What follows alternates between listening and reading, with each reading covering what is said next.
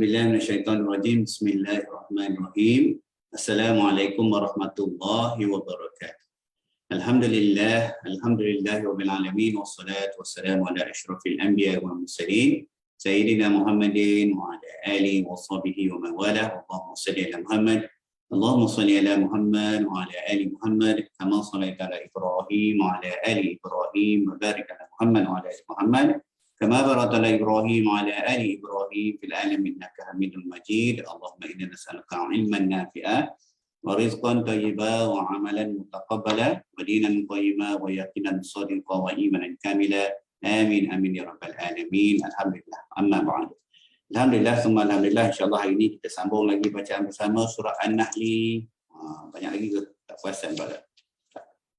Ada beberapa lagi ya hari ini. Sebelum kita masuk surah Isra. InsyaAllah An-Nahl yang ini 88 sampai 93. 88, 93. Macam mana saya maklum semalam, hari ini akan diberitakan kepada kita apakah perkara-perkara yang kita kena buat, perkara-perkara kita kena tinggal dalam amalan, muamalah kita sesama manusia dan sebagainya. Semalam kita bincang sikit syarahan Ibn Katsir bagaimana menggelegaknya neraka menerima para musyrik, orang yang mensyirikkan Allah yang tidak mengesahkan Allah. Bagaimana kat situ juga dia berkata dengan batu berhala sembahan dia, tak kira dalam bentuk apa. Ini dia sembahan kami dulu, nak buat macam mana, tolong, apa semua tak ada lagi dah. Semuanya berlepas diri. Hatta iblis dan syaitan pun berlepas diri dengan orang yang terpedaya dengan bisikan-bisikan rayuan dia di akhirat nanti. Samalah juga dengan sembahan-sembahan yang bukan selain daripada Allah. Begitu. Kita pun dah, itu sebahagian syarahan tu semalam dah termasuklah ayat 88 lepas 9 ya. Ini lebih penekanan kepada 90 sampai 93 tu. Apakah perkara yang disarankan kepada kita untuk kita lakukan, apa yang kita patut tinggalkan, insya-Allah hari ini kita tengok sedikit ya. Silakan adik. 88 93. Kongsi-kongsi dulu dengan ahli keluarga masing-masing ya, insya-Allah.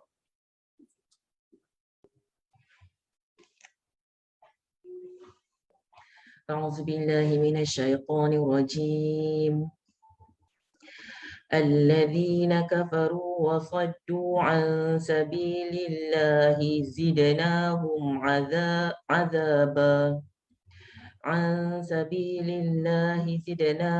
عذابا فوق العذاب بما كانوا يفسدون ويوم نبعث في كل أمة شهيدا عليهم من أنفسهم وجئنا بك شهيدا على هؤلاء ونزلنا عليك الكتاب تبيانا لكل شيء وهدى ورحمة وبشرى للمسلمين إن الله يأمر بالعدل والإحسان وإيتاء ذي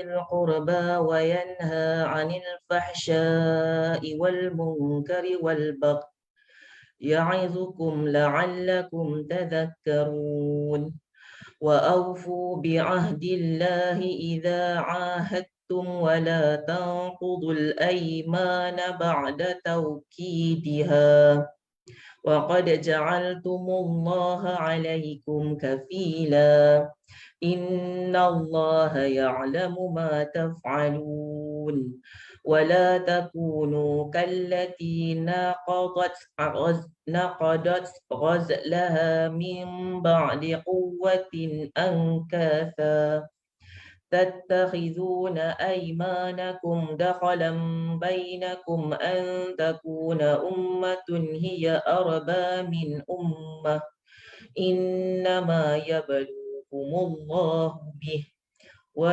وليبينن لكم يوم القيامة ما كنتم فيه تختلفون ولو شاء الله لجعلكم أمة واحدة ولكن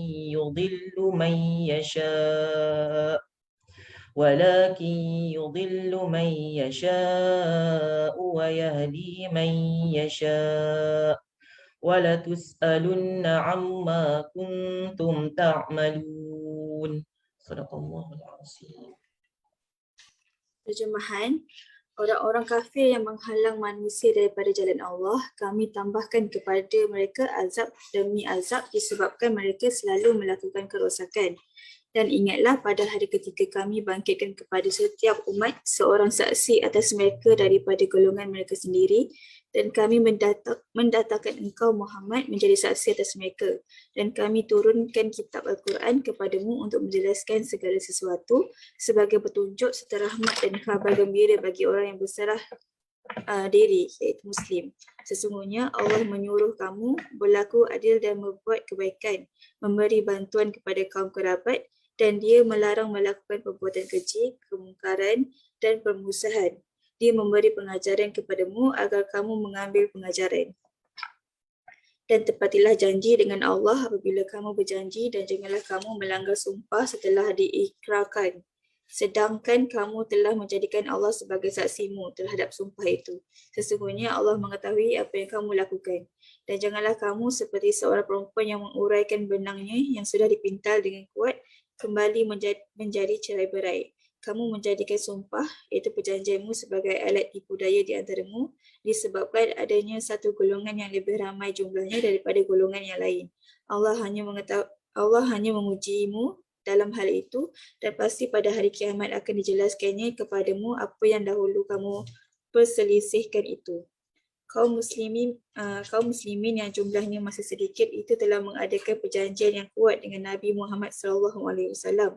Pada waktu mereka melihat orang Quraisy berjumlah banyak dan berpengalaman cukup, timbullah keinginan mereka untuk membatalkan perjanjian dengan Nabi Muhammad SAW itu. Perbuatan yang demikian itu dilarang oleh Allah Subhanahu Wa Taala. Dan jika Allah menghendaki, nescaya dia menjadikanmu satu umat sahaja. Tetapi dia menyesatkan sesiapa yang dia kehendaki dan memberi petunjuk kepada siapa yang dia kehendaki. Tetapi kamu pasti akan ditanya tentang apa yang kamu telah lakukan. Mu'jam, latus alunna. As-soal, iaitu pertanyaan, ialah keinginan untuk mengetahui atau sesuatu yang dapat memberikan pengetahuan, termasuk keinginan terhadap harta atau sesuatu yang boleh mendapatkan harta. Dan keinginan pengetahuan tersebut berupa jawapan dengan lisan. Sedangkan tangan ialah pengganti dari lisan, baik dengan tulisan maupun dengan isyarat.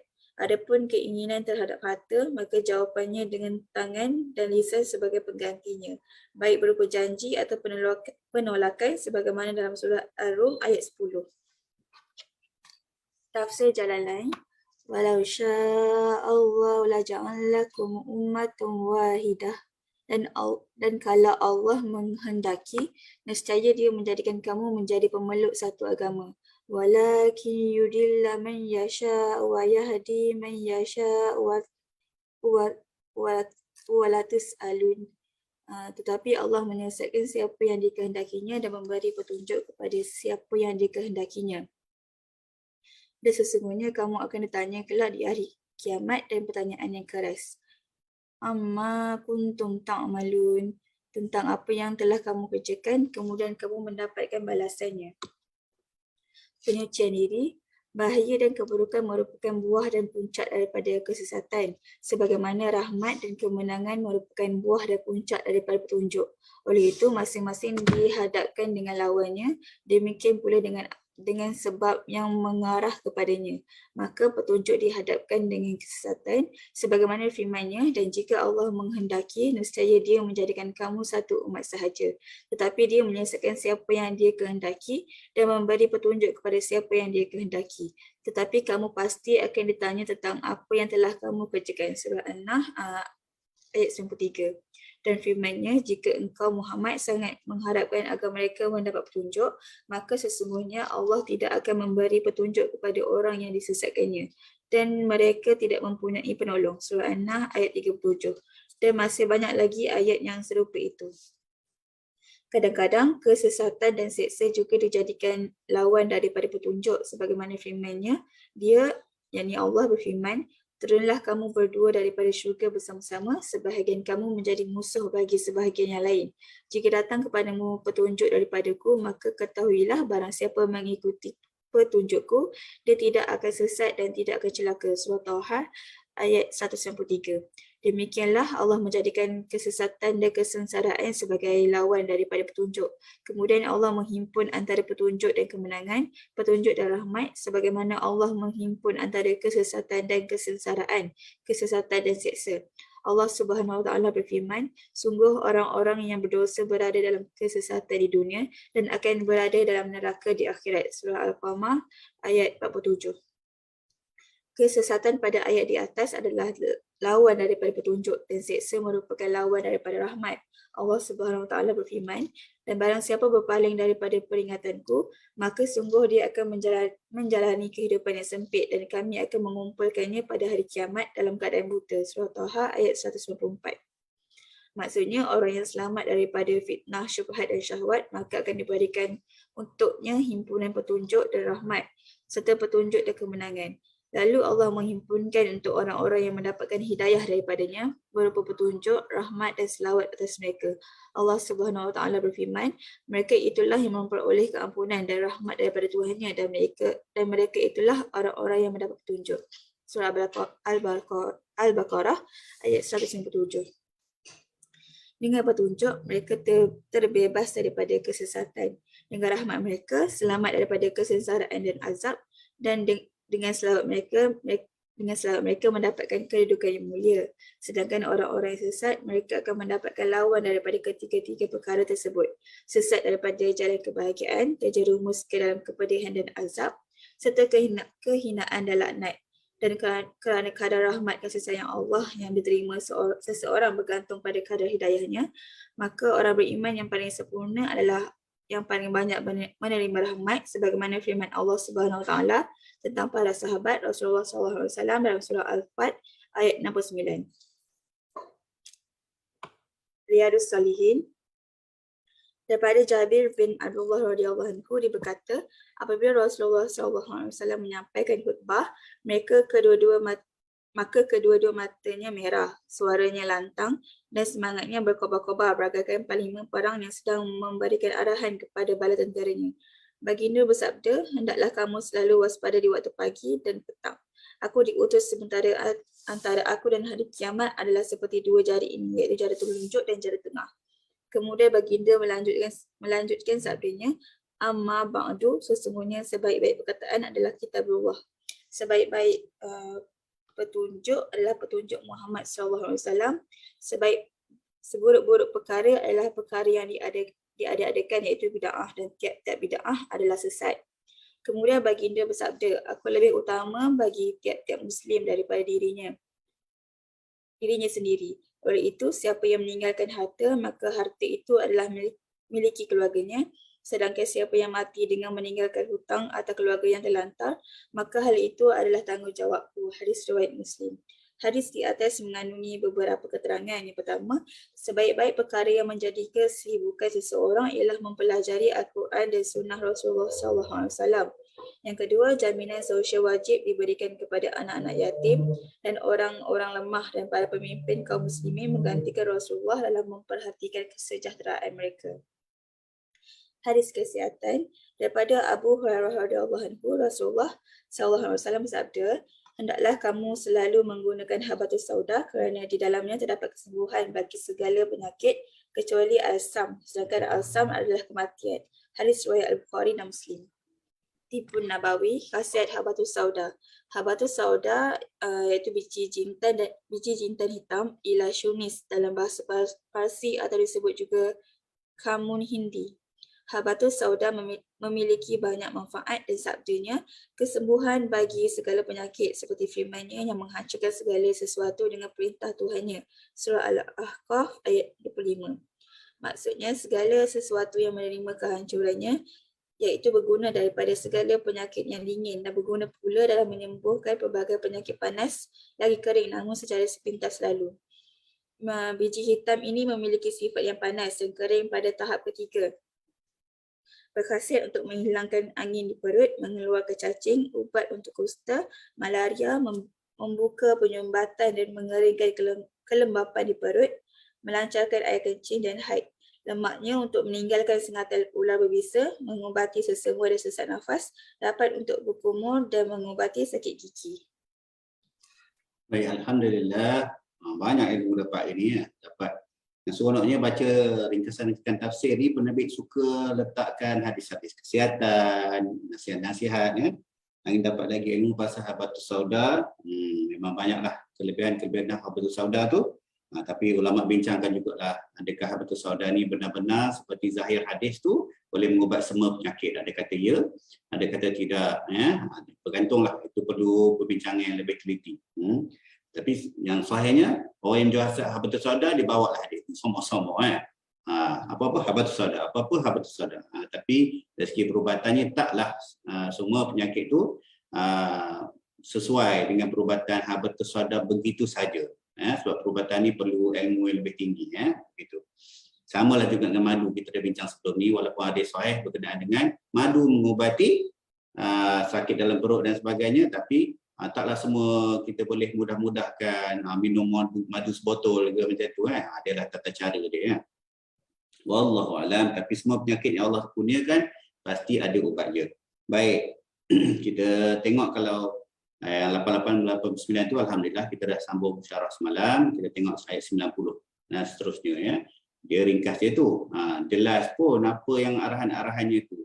Ayat 90 tu, innallaha ya'muru bil 'adli wal ihsan. Dua perkara. Sesungguhnya Allah menyuruh kamu berlaku adil dan berbuat kebaikan.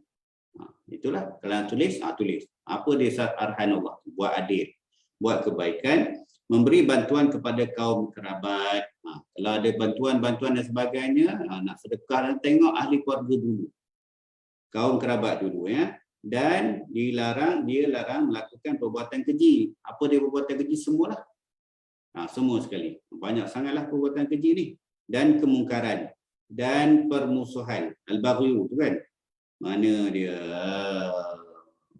Ihsan fahsya'i wal munkar wal baghi itu, dan kezaliman terhadap manusia. Ini daripada segi, kalau nak tengok ada sebuah hadis yang Imam Ibn Katsir bawa, Allahumma salli ala Muhammad. Ibn Katsir buat sebuah hadis berkenaan dengan al-baghi itu. Sebuah hadis, al-baghyu berarti permusuhan terhadap manusia. Maksud dia itu ya, hadis ni riwayat tidak dinotakan kat sini. Tidak ada dosa yang paling layak untuk disegerakan Allah siksanya di dunia. Maksud dia buat al-baghyu ni di dunia pun dah boleh dapat siksaan. Di samping siksa yang disiapkan untuk pelakunya di akhirat. Akhirat besok tunggulah. Tapi dunia pun akan mendapat siksaan dalam pelbagai bentuk lah. Selain al-baghyu, sikap permusuhan dan pemutusan silaturahim. Al-baghyu tu apa? Bermusuh-musuh sesama manusia. Memutuskan silaturahim. Silaturahim tu lagi personal lah, ahli keluarga kita. Itu al-baghyu. Dia memberi pengajaran kepadamu agar kamu mengambil pengajaran, dan tepatilah janji dengan Allah apabila kamu berjanji. Janganlah kamu melanggar sumpah setelah diikrarkan. Bab janji itu sebuah hadis. Ada kat sini. Saya tengok ya. Saya rasa ada. Bab janji setia tu kita dikerahkan untuk mengikat janji. Pada zaman ni sahabat-sahabat dikerahkan untuk setia pada janji yang diikat pada Rasulullah sallallahu alaihi wasallam. Dikabarkan dari sebuah peperangan, penerbit tak pilih sini ya. Peperangan bila nampak tentera musuh yang ramai tu, ramai nak mungkar janji. Mungkar dia panggil ya. Ingkar janji ya. Takut ya. Sebelum turun kena berbuat kena teguh pada janji kepada Allah. Teguhlah janji kepada Allah. Janganlah kamu melanggar sumpah yang telah diikrarkan. Sumpah-sumpah dalam Islam ni kuat. Kalau dalam hukum syariah, mahkamah syariah sekalipun, tengok atas sumpah. Tengok atas sumpah. Maksud dia kalau dah ada ikat janji antara dua pihak, dia berbalah sesama dia, maka hakim akan melihat sumpahnya tu. Hakim akan melihat pada sumpah dia. Siapa yang berdusta akan sumpah, tunggu akhirat besok. Tapi pada zahirnya, hakim akan tengok apa dia saksi, apa dia sumpah yang dia boleh lakukan. Ya, contoh yang baik, kalau si suami itu dia tuduh isteri dia melakukan perbuatan mungkar, tapi tak cukup bukti. Nak mengatakan isteri dia berzina dengan orang ini kan, tak cukup bukti. Maka dia bersumpah. bersumpah mengatakan begini-begini, dia tuduhan. Tetapi isteri dia tu boleh melepaskan diri dia dengan juga bersumpah. Jadi sumpah dalam Islam ni besar. Diguna pakai untuk memutuskan perbalahan, untuk hakim di mahkamah syariah menetapkan keputusan. Itu sumpah. Jadi sumpah tak boleh buat main-main. Mana tadi sumpah setelah diikrarkan, sedangkan kamu telah menjadikan Allah sebagai saksimu terhadap sumpah itu. Tetapi sumpah kita boleh keluar daripada sumpah. Kita boleh keluar daripada sumpah, kita bayar kafarah. Siapa tahu kafarah sumpah tu apa? Kongsi-kongsi. Kafarah kepada sumpah. Awak bersumpah nak melakukan sesuatu lah, katalah. Dia lebih kurang dengan nazar gitu lah. Tapi kalau sumpah berjanji, kalau aku begini-begini, aku sumpah begini-begini. Tapi kalau sumpah tu tak boleh dilaksanakan ataupun tak ada lah boleh mendatangkan manfaat apa-apa, kita boleh keluar daripada sumpah kita tu. Siapa tahu nak bayar kafarah dia tu apa? Bagi makan pada orang miskin. Bagi makan berapa sayang? 10. 10 orang miskin. Lagi? Bagi pakaian. Makan dan pakaian lah. Salah satulah. Memberi makan 10 orang miskin. Tapi makanan tu jadi makanan yang biasa. Makanan biasa. Tak semestinya makanan yang luar biasa. Tiba-tiba nak beli Wallahualam lah. Saya tak kerti lah. Beli lobster seseorang. Makanan yang biasa. Makanan ruji lah. Yang biasa diberi makan kepada keluarga kamu. Tengok surah Al-Ma'idah ayat 89. Al-Ma'idah 89 cara kita nak keluar daripada sumpah tu. Auzubillahi minasyaitonirrajim, yang maksud dia kamu tidak dikira salah oleh Allah tentang sumpah-sumpah kamu yang tidak disengajakan untuk bersumpah. Maksud dia kita tak sengaja ataupun memang kita tak boleh nak buat. Macam tu nak kena keluar. Akan tetapi kamu dikira salah olehnya dengan sebab sumpah yang sengaja kamu buat dengan bersungguh-sungguh. Maka bayaran dendanya ialah memberi makan 10 orang miskin dari jenis makanan yang sederhana yang kamu biasa berikan kepada keluarga kamu. Pertama. Atau memberi pakaian untuk mereka. Apalah sepasang macam tu. Apalah pakaian tu. Macam-macam lah ulama syarahkan.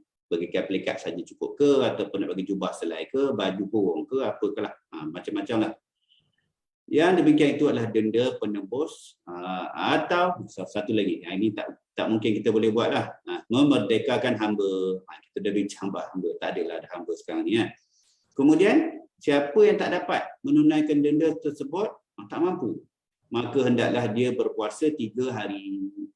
Yang demikian itu ialah denda penebus sumpah apabila kamu bersumpah. Dan jagalah, peliharalah sumpah kamu. Ada arahan tu. Bukan main nak sumpah. Tak apalah, aku terlepas kat dunia ni. Aku nak menang ni. Sumpah. Saya bersumpah, ya hakim, begini. Saya tak buat. Ataupun saya memang buat, dia tak sepatutnya. Macam tu. Maka peliharalah sumpah kamu. Demikianlah Allah menerangkan kepada kamu ayat-ayatnya. Jadi bagi orang miskin 10 orang. Ataupun bagi makan, ataupun bagi pakaian, ataupun apa tadi? Merdekakan hamba atau puasa 3 hari. Puasa 3 hari, saya lupa sebut lah. Puasa 3 hari. Boleh keluar daripada sumpah. Tapi sumpah tak boleh sewenang-wenang. Itu bab sumpah. Allahumma salli ala Muhammad.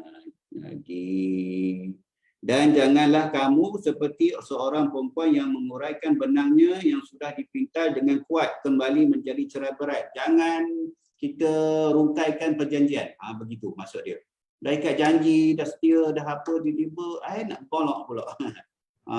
Tak jadilah, undur lah. Tak jual beli ni, aku call lah, dah janji macam ni, jadi macam ni pula. Tak boleh. Kamu menjadi sumpah, kembali menjadi cerai berai, kamu menjadikan sumpah perjanjianmu sebagai alat tipu daya. Ini kita dah bincang. Disebabkan adanya satu golongan yang lebih ramai jumlahnya daripada golongan yang lain. Ini yang cerita pasal perang tu. 462 tu, kaum muslimin yang jumlahnya masih sedikit itu telah mengadakan perjanjian yang kuat dengan Nabi Muhammad SAW.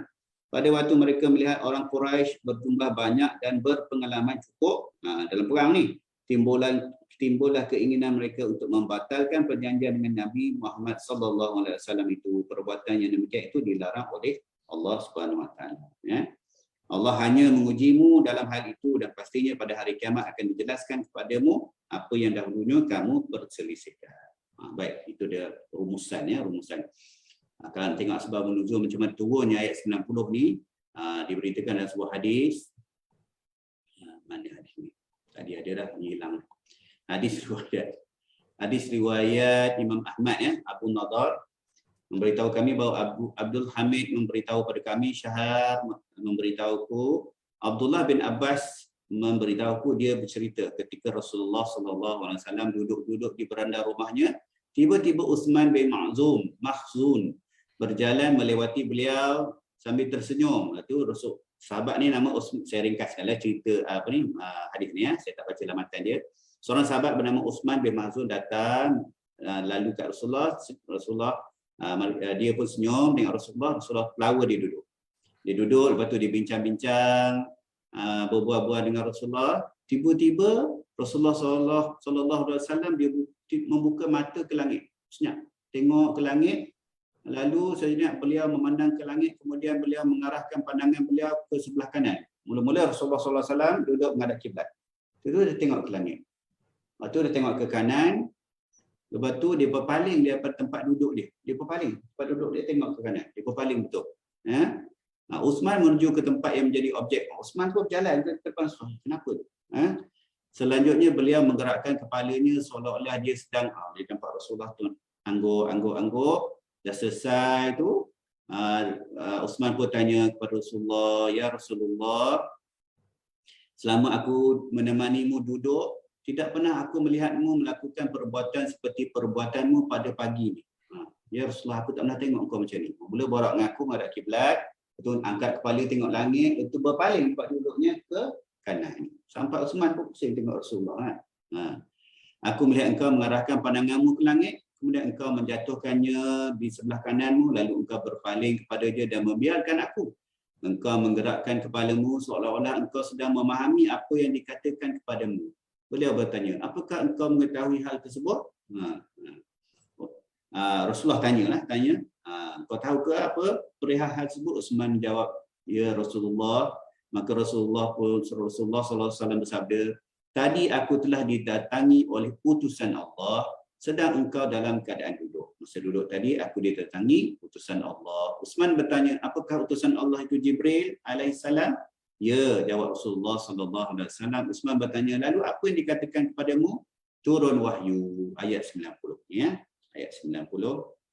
Inna Allah ya'muru bil adli wal ihsan wa ita'i dzil qurba wa yanha 'anil fahsya'i wal munkar wal baghi ya'izukum la'alakum tadhakkarun. Turunlah ayat tu sampai habis. Sanad hadis tersebut jaid muttasil hasan.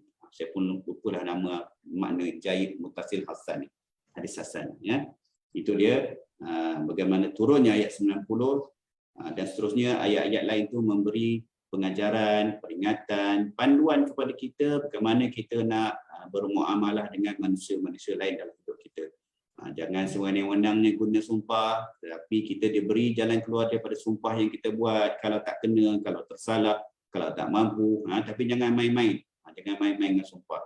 Kita kena ingat akan azab Allah menanti kita kalau kita sengaja mempergunakan sumpah di dunia. Itu bab itulah. Dan juga bab ikat setia, janji dan sebagainya. Wallahu a'lam. Ya. Alhamdulillah. Bincang pagi-pagi ni sikit-sikit je lah. Boleh tambah-tambah lagi masing-masing bab saya kata tadi. Saya kata semalam dalam saya nak mentelaah surat ni, ayat 90 tu, Fadil Dr. Basik syarah satu sesi kuliah dia. Ayat 90 je. Ayat 90. Banyak manfaat boleh ambil kat situ. Kalau tengok syarah Dr. Basik kat internet, sangat tersusun dan syarah dia tak panjang, 40 minit, 4 ayat, 3 ayat. Untuk ini satu kes, special case, satu ayat. Wallahu a'lam, insya-Allah besok kita tengok perlindungan Allah Subhanahu Wa Taala bagi orang yang beriman daripada gangguan syaitan. 94 sampai 100 insya-Allah ya. Slow-slow pelan-pelan kayuh, insya-Allah kita habis lagi surah ni. Kalau tak tahulah sempat tak sempat Ramadan ni, insya-Allah sempatlah ya. Di rumah nak buat apa? Buatlah macam ni pun boleh. Nak tadarus dengan ahli keluarga pun boleh. Tak kira lah banyak mana nak buatlah, jangan tak buat ya. Biar Ramadan ni luar biasa sikitlah. luar biasa daripada bulan-bulan yang lain. Wallahu a'lam. Insyaallah ya. A'udzubillahi minasyaitonirrajim. Bismillahirrahmanirrahim. Alhamdulillahirabbil alamin wassalatu wassalamu ala asyrafil anbiya'i wal mursalin sayyidina Muhammadin wa ala alihi wa sahbihi wa barik wa sallim. Allahumma ighfir lana Allahumma ighfir lana junubana wa liwalidayna warhamhuma kama rabbawna shighara. Allahumma inna nas'aluka ridhaka wal jannah. Allahumma inna nas'aluka ridhaka wal jannah wa na'udzu bika min sakhatika wan nar. Allahumma innaka afuwun tuhibbul afwa fa'fu anna. Allahumma innaka afuwun tuhibbul afwa fa'fu anna. Allahumma innaka afuwun karimun tuhibbul afwa fa'fu anna. Wa walidina wa jami'il mu'minina wal mu'minat mu'allimi wa mu'allimat al-ahya minhum wal amwat. وتابع بيننا وبينهم بالخيرات رب اغفر وارحم وانتم خير الراحمين لا حول ولا قوة إلا بالله العلي العظيم والحمد لله رب العالمين سبحانك اللهم وبحمدك أشهد أن لا إله إلا أنت أستغفرك وأتوب إليك وبالله التوفيق والهداية. Assalamualaikum warahmatullahi wabarakatuh. InsyaAllah sihat tubuh badan, panjang umur kita jumpa lagi besok pagi ya.